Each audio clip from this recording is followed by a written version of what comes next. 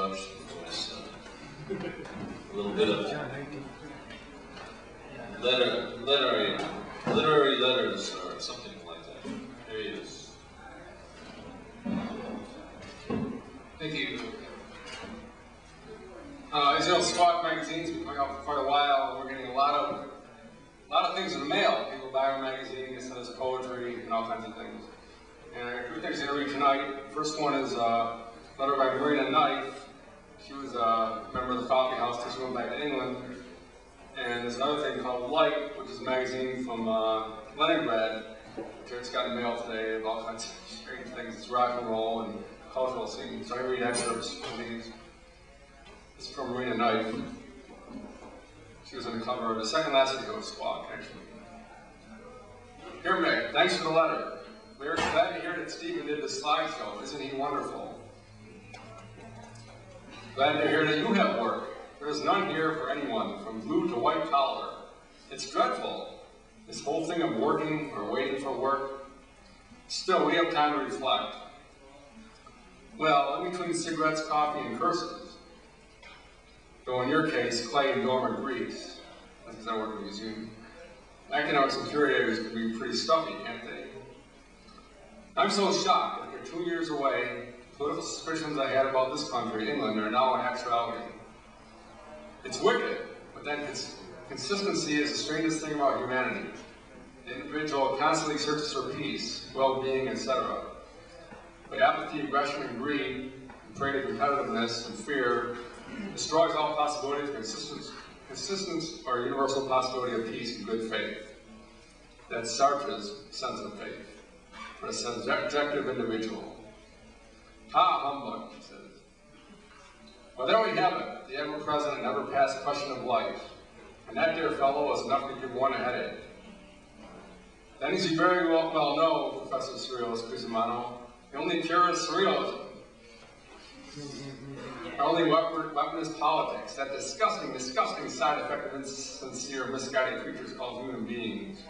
Talking of which, as you may know, I'm returning to college, supposedly to study. I say supposedly, is how can one study when one is stumbling at every corner of the societies we live in, of the lives we live in. The transport is worse than when I left, hospitals, public services, then the real salt of the wound, the poll tax. They are imprisoning people in England because they are too poor to pay the tax.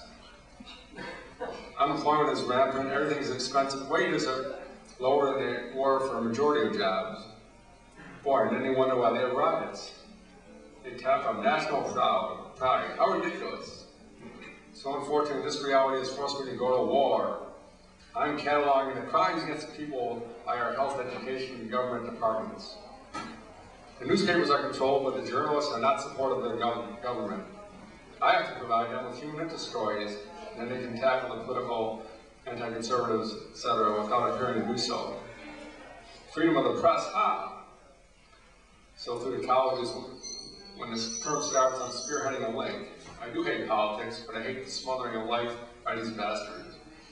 It's hard to work through it without the political parties trying to force their opinions, attach their party politics to a cause, trying to say they would be different. Hogwash and balderdash. They just abuse a different group. My old enemies, the Socialist Worker Party, are still here ever present, so college should all really be a minefield of fun and run. Still, Squawk and Make a City, gave me a good practice ground for public speaking and forming my ideas. Socialist Worker Party. Nothing that a good bottle of Courvoisier and sharp knife can't handle. I don't stand for elections. I ask embarrassing questions at the public meetings and point irregularities between rhetoric and practice. Surefire way to upset those mouthy socialists. Salutation, my friends. Remember, you get what you understand and act on. Yes, and if you're apathetic, you get loads of other things you didn't know existed. To quote Gates, men are seldom what they seem and seldom better. You see, even the original concept of democracy was tainted and false. Only those who had affluence could be part of the democracy. If one has a vote, nothing is equal, as each individual only has their individual understanding. So we're back to the past and present debate of why humanity cannot live peaceably together. Only through art and our inventions would possibly keep going. Failing that,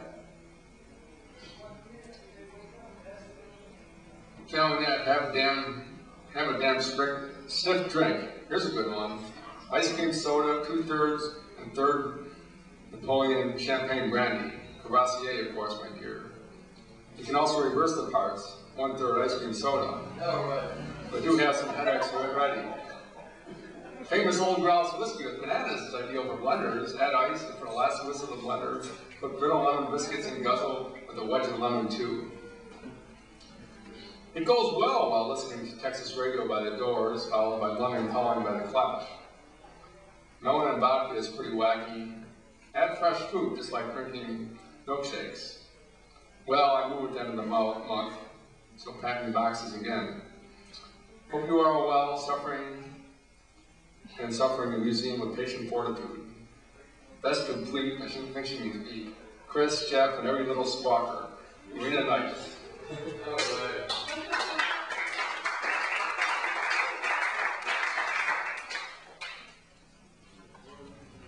This is Light magazine from Leningrad. It's called Low Frequency, High Frequency. This is Leningrad, 1989, USSR. September 1989, a lot of Scandinavian people was visited by our cities. And our next stop action and Frontrunners Culture Caravan. For the next step, some people from Leningrad's Low Frequency, High Frequency Association of Rock Musicians and Artists tried to move the Russian underground caravan into Denmark. As well as our Danish friends, we believe that common experiences are better than the paranoia of our enemies. We're planning our action in the autumn of 1990. This time, 50 of our 100 rock musicians, artists, and movie makers will come to our house city in Denmark and will show some pieces of Russian underground culture.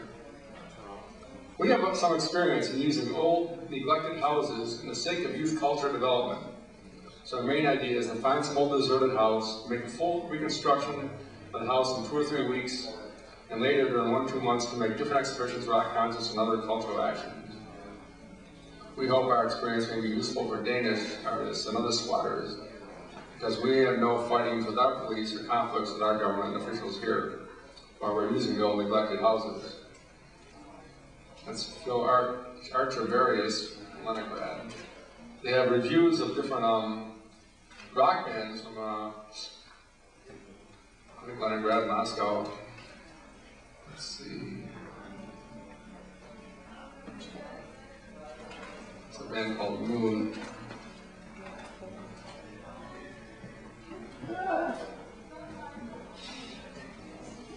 It's a band called Moon. There's a big long thing about what their music's all about. It says, the people of this nation wearing striped nightcaps with a tassel, wasting time near a river, a sea, or an ocean with fishing rods hour by hour. They're not afraid of anything, fighting crocodiles, twisting oaks. They are not afraid of the dead, never ill, never changing. Little, always cheerful, possible to walk in the winter time wearing a t-shirt. To sit a whole day in water. They have no big stomachs. They are very kind men, not necessarily beautiful. They're dancing the Ziga dance, drinking vodka, Winnie Pooh, The Hobbit, Tom Sawyer, Lenov, all chief of economies, especially Ukraine, Hector Ortska, Gargantua,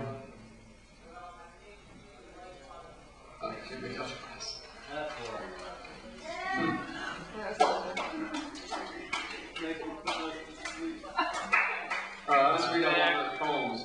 This is song lyrics. Time Returns, it's called. The flies singing in the legs, they are accomplices of the strings. Steps from the windowsill. There are old ladies into the ground through the terminal. Hey, humpback, let me touch your back. I'm tired of bearing the sword on your shoulder of a 000 voltage. The table is too little. Only double can get in. Somewhere coal was left since the War of 1910. Time returned. Probably sounds better than guitar. There's more of this. A lot of it's in broken English. This is from Leningrad. This is one of the things. We got Squawk magazine? Oh.